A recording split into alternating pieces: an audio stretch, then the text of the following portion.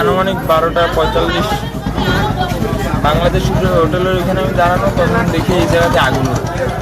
তখন আমি দৌড়ে এসে দেখি হাতে গোনা কয়েকজন ছিল, ওনারা মিলে আর হচ্ছে কল দিয়ে লোক আনাইছে।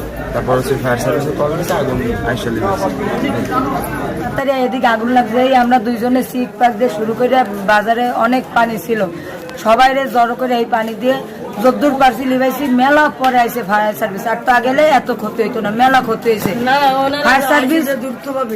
ফায়ার সার্ভিস যে আইসে সবার আজকে মাল ঢুকছে, সবার মুরগি ঢুকছে আজকে মেলা টাকার। এরা তো আর কইতে পারবে না কয় টাকার কি ঢুকছে, কিন্তু আমরা তো বাজারে থাকি, আমরা দেখছি সবার আজকে মাল ঢুকছে, মেলা টাকার ক্ষতি হয়েছে। বেশি ক্ষয়ক্ষতি হয়েছে যে মনে করেন এই পাশে একটা মুরগির দোকান, আর এই যে গাজী সাহেবের মোংলা প্রেস ক্লাবের সাধারণ সম্পাদক হাসান গাজী ভাইয়ের ওই মাছের আড়ত, আর আমাদের ওই পাশে সাবেক সেক্রেটারি হালিম কাজীর একটা আড়তে সামথিং লাগছে, আর ওই পাশে আর একটা মুরগির দোকান আছে, সেই মুরগির দোকানে আগুন লাগছে।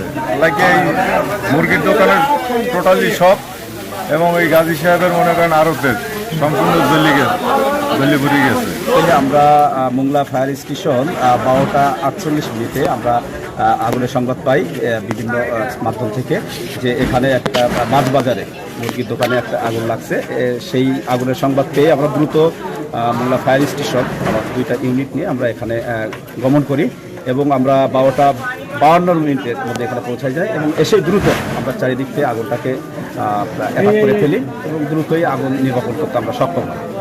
আর আপনি যেটা বলছেন যে আমরা কিভাবে আগুনের সূত্রপাত হয়েছে বলে মনে করছি, আমাদের প্রাথমিক ধারণা মতে বৈদ্যুতিক শর্ট সার্কিট থেকে আমরা মনে করছি, তবে আমরা তদন্ত সাপেক্ষে দেখতে পাবো।